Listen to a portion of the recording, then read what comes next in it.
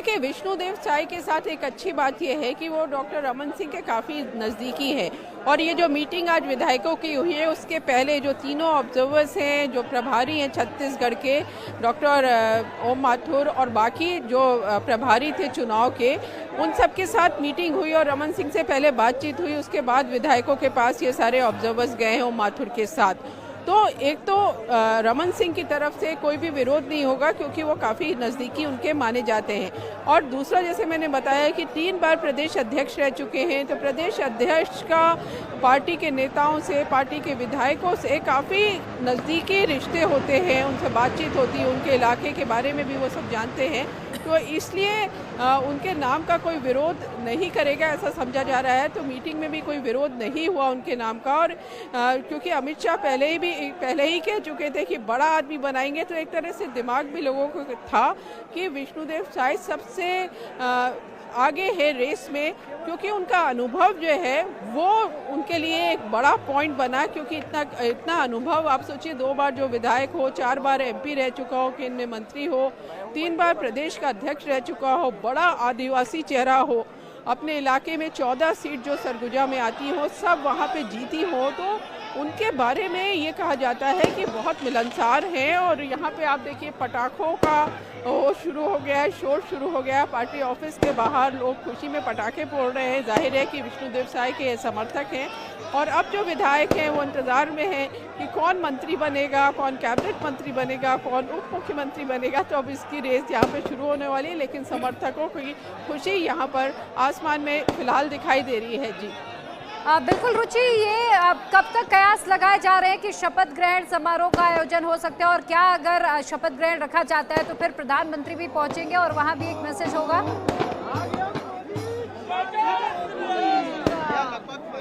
जी हाँ, बिल्कुल। ये कहा जा रहा है कि ये जो शपथ ग्रहण है उसमें यहाँ स्टेट बीजेपी ये चाहती है कि प्रधानमंत्री मोदी उसमें आए, उसमें शामिल हो। तो अब प्रधानमंत्री मोदी से टाइम लिया जाएगा और उनके टाइम के हिसाब से ये शपथ ग्रहण का टाइम तय होगा। कुछ लोगों का कहना है कि 12 को भी हो सकता है, 14 को भी हो सकता है, लेकिन वो प्रधानमंत्री मोदी के टाइम के हिसाब से तय होगा। यहाँ ढोल नगाड़े भी बजने लगे हैं, ज़बरदस्त खुशी का माहौल है। इंतज़ार जो लंबा लोग कर रहे थे कि कौन मुख्यमंत्री बनेगा, तो अभी जो सूत्र बता रहे हैं विष्णुदेव साय का नाम आ रहा है, तो खुशी से उनके समर्थक यहाँ बाहर आपको घूमते हुए दिखाई देंगे। ढोल नगाड़ों की गूंज यहाँ सुनाई दे रही है, पटाखे छोड़े जा रहे हैं, ज़बरदस्त। हालांकि बीजेपी ऑफिस में सबको अंदर अभी नहीं आने दिया जा रहा है, क्योंकि विधायकों की अंदर मीटिंग है, गेट बंद है, तब भी इतने समर्थक किसी तरह से यहाँ पार्टी ऑफिस के अंदर आके खुशी मना रहे हैं। जी बिल्कुल, देखिए, ढोल नगाड़ों की थाप आप साफ तौर पर सुन सकते हैं। और ये खुशी इसी बात की है कि छत्तीसगढ़ में जिस बात का इंतजार किया जा रहा था, देखिए 8 दिन बीत चुके, यानी तकरीबन 1 हफ्ता पूरा हो गया, और 1 हफ्ते के बाद जाकर अब सरकार का निर्माण होगा, सरकार का गठन होगा। बिल्कुल, लगातार हम आपको तस्वीरें दिखा रहे हैं किस तरह से अब जश्न मनाया जा रहा है। विष्णुदेव साय के तमाम जो समर्थक हैं यहाँ पर ढोल नगाड़े पटाखे छोड़ते हुए नजर आ रहे हैं, आतिशबाजी की जा रही है और विष्णुदेव के नाम पर फाइनल मुहर लग गई है। बड़े आदिवासी चेहरे हैं, और आपको बता दें कि 2 बार विधायक, 4 बार के सांसद रहे हैं, 3 बार बीजेपी प्रदेश अध्यक्ष की कमान भी इन्होंने संभाली। इस देश का यारों क्या कहना, देश वीरों का कहना।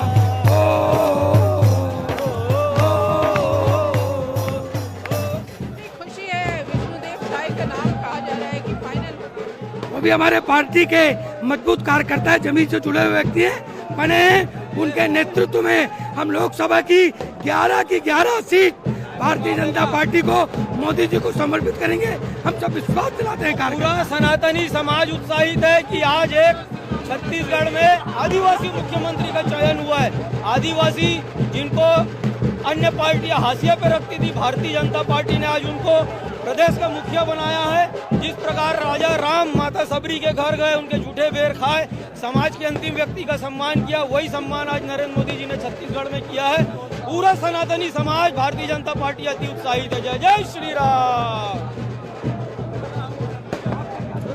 तो बीजेपी कार्यकर्ताओं का उत्साह इस वक्त देखते ही बनता है। खुशी इस बात को लेकर भी है कि आदिवासी चेहरे को मुख्यमंत्री के तौर पर भारतीय जनता पार्टी लेकर आ रही है। और आपको ये जानकारी दे दें कि छत्तीसगढ़ में अजीत जोगी के बाद कोई भी आदिवासी चेहरा मुख्यमंत्री नहीं बन पाया है। भारतीय जनता पार्टी अपने नाम ये इतिहास भी जोड़ना चाहती है कि छत्तीसगढ़ में बीजेपी ने विष्णुदेव साय को आदिवासी चेहरा बनाकर, आदिवासी मुख्यमंत्री बनाकर एक रिकॉर्ड कायम किया है। और ये इसलिए भी है क्योंकि आदिवासी समुदाय से जिस तरीके का समर्थन भारतीय जनता पार्टी को मिला है वो काबिले तारीफ है। कुल 90 विधानसभा सीटें हैं जिसमें से 20 सीटों पर आदिवासी कैंडिडेट्स जीत कर आए हैं। और इससे आप अंदाजा लगा सकते हैं कि कैसे भारतीय जनता पार्टी को आदिवासी समुदायों का समर्थन मिला है और ये कितना जरूरी भी है। रुचि देखिए, बेशक छत्तीसगढ़ में विष्णुदेव साय का नाम आया, छत्तीसगढ़ की कमान वो संभालेंगे, लेकिन इसका मैसेज 24 में सीधा जाएगा, खासकर आदिवासी वोट बैंक को साधने के लिए जाएगा। जी हाँ, बिल्कुल। देखिए, छत्तीसगढ़ में 33% आबादी आदिवासियों की, यानी हर तीसरा व्यक्ति आदिवासी है। तो इसका फायदा छत्तीसगढ़ में लोकसभा चुनाव में तो होगा ही। बिल्कुल सटा हुआ झारखंड है जहाँ भी आदिवासियों की आबादी ठीक ठाक है, तो वहाँ भी ये मैसेज जाएगा कि बीजेपी ने आदिवासी को मुख्यमंत्री बनाया है। आदिवासी अगर मुख्यमंत्री बनेगा तो जो आदिवासियों के अधिकार है उनके बारे में वो ज़्यादा अच्छी तरह समझ सकेगा और उनका काम ज़्यादा कर पाएगा। इस तरह की चीज़ आदिवासी, यहाँ पे बहुत सारे आदिवासी भी हमें मिले और वो कह रहे हैं कि जिस तरह से भगवान राम ने शबरी को जो सम्मान दिया था, वो प्रधानमंत्री मोदी ने विष्णु साय को मुख्यमंत्री बना के आदिवासियों को ये सम्मान दिया है। तो आदिवासियों के लिए एक बहुत बड़ी बात है कि उनका अपना आदमी मुख्यमंत्री बनेगा इस प्रदेश का। ये बड़ी बात आदिवासियों के लिए है जो समझी जा सकती है, जो समाज में बहुत ज़्यादा नीचे पायदान पे हैं, उनका विकास नहीं हुआ है, उनकी योजनाएं ठीक से लागू नहीं होती, तो उनके लिए बहुत फ़ायदे का होगा। इसलिए आदिवासियों का वोट इस बार जो बीजेपी को मिला है, बीजेपी को उम्मीद है कि यही सिलसिला लोकसभा चुनाव में भी जारी रहेगा और लोकसभा में भी आदिवासियों का वोट बीजेपी पाने में कामयाब होगी। जी बिल्कुल रुचि, और एक नारा कांग्रेस की ओर से हमने बार बार सुना छत्तीसगढ़ में, खास तौर पर जब भी कांग्रेस की ओर से कोई भी बड़ा नेता प्रचार करने पहुंचा तो ये जरूर कहा कि जल जंगल और जमीन आदिवासियों की भारतीय जनता पार्टी ने छीन लिया। और इसका जवाब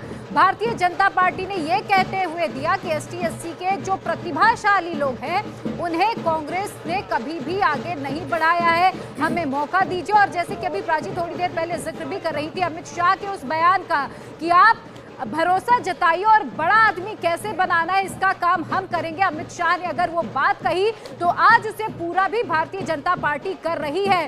सीएम के तौर पर विष्णुदेव साय के नाम पर फाइनल मुहर लगा दी गई है और इसका सीधा सीधा प्रभाव 2024 के चुनावों में पड़ेगा। परंपरागत तौर पर जो कांग्रेस के वोट बैंक थे, जो वोट बैंक कांग्रेस का रहा है, अब उसे बीजेपी किस तरह से अपनी ओर खींच रही है, या कहा जाए कि बीजेपी लगातार इस पर सेंधमारी कर रही है और एक मजबूत किला विधानसभा चुनावों के बहाने 2024 के लिए भी यहां पर बना लिया गया है। प्राची, बिल्कुल देखिए, आदिवासी वोट बैंक को कैसे साधना है, 24 में इसके क्या संदेश देने हैं, छत्तीसगढ़ का संदेश कैसे पूरे देश में जाएगा, ये विष्णुदेव साय के नाम से आप अंदाजा लगा सकते हैं। और सिर्फ आप छत्तीसगढ़ के समीकरण को अगर आप समझेंगे तो छत्तीसगढ़ में किसी भी पार्टी की जीत और हार का फैसला आदिवासी समुदाय ही करता है। तकरीबन 32% से ज्यादा आदिवासी वोटर्स हैं छत्तीसगढ़ में और इस बार छत्तीसगढ़ में भारतीय जनता पार्टी ने आदिवासी वोटर्स का वोट पाया है, खासकर जो आदिवासी बाहुल इलाके हैं। अगर आप सरगुजा की बात करेंगे तो क्लीन स्वीप यहां बीजेपी ने किया है, 14 में से 14 सीटें बीजेपी ने सरगुजा में जीती हैं। बस्तर संभाग की अगर आप बात करेंगे तो 12 सीटें बस्तर संभाग में आती हैं, 8 सीटें बीजेपी ने जीती हैं। यानी कांग्रेस ने पिछले चुनावों में जो आदिवासी वोट बीजेपी से छीना था वो आदिवासी वोट फिर से बीजेपी ने अपने साथ मिला लिया है। कांग्रेस कुल 11 सीटें आदिवासी बाहुल्य इलाके की जीत पाई है, जबकि भारतीय जनता पार्टी ने कमाल का प्रदर्शन किया है और उसी का नतीजा है कि बीजेपी ने विष्णुदेव साय का नाम आगे किया है। विष्णुदेव साय को कमान सौंपी जा रही है। विष्णुदेव साय मुख्यमंत्री होंगे छत्तीसगढ़ के। और देखिए, विष्णुदेव साय वरिष्ठ नेता हैं, छत्तीसगढ़ के नेताओं में उनकी पैठ है। छत्तीसगढ़ के नेता उनके स्वभाव से बहुत अच्छे से वाकिफ है, क्योंकि वो प्रदेश संगठन की कमान संभाल चुके हैं। आपको बता दें कि लंबे समय तक वो सांसद भी रहे हैं, इसके बाद कुनकुरी से विधायक चुनकर आए हैं। इसके साथ ही साथ वो रमन सिंह के भी करीबी माने जाते हैं, संघ के करीबी माने जाते हैं। तो ये सारे फैक्टर्स मिलाकर विष्णुदेव साय के फेवर में गए हैं और इसीलिए विष्णुदेव साय को कैंडिडेट के तौर पर, एक मुख्यमंत्री के तौर पर चुन लिया गया है। औपचारिक ऐलान होना अभी बाकी है। औपचारिक ऐलान जैसे ही विष्णुदेव साय का होगा, जो जश्न की तस्वीरें अभी आप दफ्तर के बाहर देख रहे हैं, ये पूरे छत्तीसगढ़ में बीजेपी कार्यकर्ताओं की तरफ से मनाया जाएगा। विष्णुदेव साय जिनसे लगातार बातचीत की जा रही थी, विष्णुदेव साय जो मीडिया के सामने आकर पार्टी लाइन का हवाला देते थे, आखिरकार बीजेपी ने उन्हीं पर भरोसा किया है। अब देखने वाली बात यह है कि छत्तीसगढ़ में जो डिप्टी सीएम वाला फॉर्मूला है, क्या वो लागू किया जाता है? क्या आदिवासी के साथ ओबीसी का जो कॉम्बिनेशन बनाने की बात कही जा रही थी, क्या आदिवासी प्लस ओबीसी कॉम्बिनेशन छत्तीसगढ़ से बनाया जाता है? क्या आदिवासी प्लस महिला कॉम्बिनेशन छत्तीसगढ़ से बनाया जाता है? ये देखना अब दिलचस्प होगा। हालांकि संशय के बादल छट चुके हैं। विष्णुदेव साय छत्तीसगढ़ के नए मुख्यमंत्री बनाए जा रहे हैं। प्रिया, ये अब तय हो गया है। बिल्कुल, और जिस तरह से अभी प्राची आपको फॉर्मूला बता रही थी कि अगर आदिवासी मुख्यमंत्री है तो फिर क्या एक डिप्टी सीएम ओबीसी होगा और एक महिला होगी, इस तरह के फॉर्मूले बनते हुए फिलहाल छत्तीसगढ़ में नजर आ सकते हैं। हालांकि हमें थोड़ी देर इंतजार इस बात के लिए भी करना होगा। रुचि लगातार हमारे साथ जुड़ी हुई है। रुचि, जश्न का माहौल बीजेपी दफ्तर में हम देख पा रहे हैं, लेकिन जिस फॉर्मूले की लगातार हम यहाँ पर बात कर रहे हैं कि अगर मुख्यमंत्री ओबीसी का, माफ कीजिएगा, आदिवासी का चेहरा है, तो क्या ये माना जाए कि डिप्टी सीएम ओबीसी और महिला के खातों में जा सकता है? जी हाँ, बिल्कुल इसका अंदाज़ा लगाया जा सकता है, क्योंकि ओबीसी वोट भी यहाँ काफ़ी ज़्यादा मायने रखता है और महिलाओं ने क्योंकि जिस तरह का समर्थन दिया है बीजेपी को जीत हासिल करने में सभी स्टेट्स में महिलाओं का बड़ा रोल रहा और छत्तीसगढ़ में भी रहा। तो ऐसे में महिला को प्रतिनिधित्व देगी बीजेपी, ऐसे कयास लगाए जा रहे हैं। लेकिन इन सबका इंतज़ार करना होगा। विष्णुदेव साय से थोड़ी देर में हम बात करने की कोशिश करेंगे और पता करेंगे कि वो अपना मंत्रिमंडल कैसा रखेंगे, तो इसके लिए हमें थोड़ा इंतजार करना होगा। लेकिन विष्णुदेव साय लगातार ये कहते आए हैं कि उप मुख्यमंत्री हो सकता है, जैसा यूपी में 2 उप मुख्यमंत्री हैं, छत्तीसगढ़ में भी उप मुख्यमंत्री बनाया जा सकता है। तो विष्णुदेव साय ने भी ये बात कही थी और डॉक्टर रमन सिंह भी ये बात कह रहे हैं। तो ऐसा लग रहा है कि छत्तीसगढ़ में उप मुख्यमंत्री बनाया जाएगा और ये महिला हो सकती है, इसकी उम्मीद बहुत ज़्यादा है। जी, अगर महिलाओं का नाम आगे किया जाएगा तो कौन सा नाम आप प्रमुखता के साथ आगे बढ़ती हुई देख रही हैं? क्या वो लता उसेंडी का नाम होगा या रेणुका सिंह का नाम होगा? रुचि, देखिए, अब ये पता करना बहुत मुश्किल है कि कौन सी महिला होगी, क्योंकि एक आदिवासी उन्होंने मुख्यमंत्री बना दिया है, तो अब उप मुख्यमंत्री भी आदिवासी होगा। इसका अंदाज़ा लगाना फिलहाल मुश्किल है कि बीजेपी महिला आदिवासी को अपना उप मुख्यमंत्री बनाती है कि नहीं, सबका इंतज़ार करना होगा। लेकिन ये बिल्कुल साफ है कि सभी तरह के समीकरण देखे जाएंगे और उसके बाद पूरा मंत्रिमंडल जो बनेगा, उसमें उप मुख्यमंत्री हो या जो बाकी कैबिनेट के स्टेट की मिनिस्टर्स हों, उन सारे समीकरणों को ध्यान में रखा जाएगा, क्योंकि 2024 का लोकसभा चुनाव अब दूर नहीं है। तो जिस तरह का मंत्रिमंडल यहाँ छत्तीसगढ़ में बनेगा, उसकी छाप बिल्कुल साफ दिखाई देगी कि वो 2024 के लोकसभा चुनाव में बड़ी कामयाबी छत्तीसगढ़ में हासिल करने के लिए मंत्रिमंडल का गठन किया गया है। तो इस सब के लिए हमें इंतज़ार करना होगा। अभी अंदर विधायकों की मीटिंग के दरवाजे जो बंद थे वो अभी भी फ़िलहाल बंद हैं, तो हम भी अंदर जाने की कोशिश कर रहे हैं। कुछ देर बाद एक प्रेस कॉन्फ्रेंस होगी जिसमें ज़्यादा डिटेल में हमें बातें पता चल पाएंगी। लेकिन जिस तरह की बातचीत हमारे यहाँ नेताओं से हुई है, उससे ऐसा साफ लगता है कि डिप्टी सीएम यहाँ ज़रूर बनाया जाएगा और महिला को अच्छा प्रतिनिधित्व यहाँ मंत्रिमंडल में मिलेगा। और प्राची, यहाँ पर एक बात ध्यान देने वाली ये भी है कि जिस तरह से प्रधानमंत्री ने जनजातीय गौरव दिवस मनाने की घोषणा की, तमाम जो आदिवासियों के महानायक रहे हैं, चाहे वो टांटिया भील की जन्मस्थली में जाना, बिरसा मुंडा की जन्मस्थली में जाना हो, टांटिया भील की प्रतिमा स्थापित करना हो, आदिवासी के महानायकों को सम्मान देना हो, जैसे ही भारतीय जनता पार्टी ने किलेबंदी शुरू की, हमने उसका रिजल्ट सबसे पहले गुजरात इलेक्शंस में देखा कि कैसे आदिवासी वोट बैंक ने समर्थन दिया भारतीय जनता पार्टी को, और अब ये धीरे धीरे बढ़ते हुए इसका प्रभाव हमें छत्तीसगढ़ में भी साफ तौर पर नजर आया, मध्य प्रदेश में भी इसका प्रभाव दिखाई दिया, इसका प्रभाव हमें राजस्थान में दिखाई दिया। और महिला वोटर्स भी एक बड़ा फैक्टर रही है इस जीत में। जिस तरह से महिलाओं के लिए भारतीय जनता पार्टी ने कई नियम बनाए, कई योजनाएं निकाली, उसका असर इन विधानसभा के चुनावों में पड़ा है। तो बीजेपी ने किलेबंदी करते हुए महिला वोट बैंक को साधा है, आदिवासी कार्ड भी खेला, और जब अब ये कारगर होता हुआ भी साबित यहाँ पर नजर आ रहा है। जिस तरह से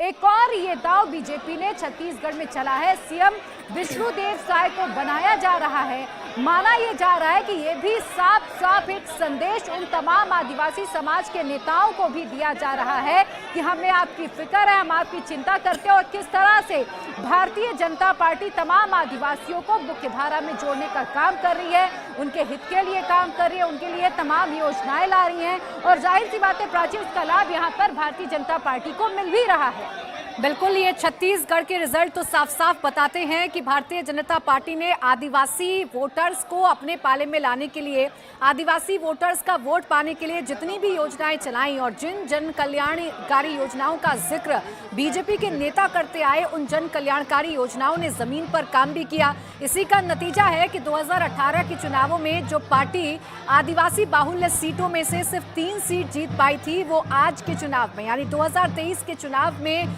बढ़कर 17 सीटें हो गई हैं। 17 सीटों पर भारतीय जनता पार्टी ने जीत हासिल की, वो 17 सीटें जो कि आदिवासी बाहुल्य सीटें हैं, और उसी का नतीजा ये है कि विष्णुदेव साय को मुख्यमंत्री बनाया जा रहा है। ऐलान हो गया, ऐलान होना अभी बाकी है, औपचारिक ऐलान अब से कुछ देर बाद होगा। अंदर विधायक दल की बैठक चली, और ये देखिए तस्वीर भी सबसे पहले आपके सामने आ गई है। अंदर जो बैठक चल रही है विधायक दल की, जिसमें 3 पर्यवेक्षक बैठे हुए हैं, और ये पर्यवेक्षक एक एक करके विधायकों से राय शुमारी कर रहे हैं। कुल 54 विधायक हैं बीजेपी के, 90 सीटों में से 54 सीटों पर बीजेपी ने जीत हासिल की।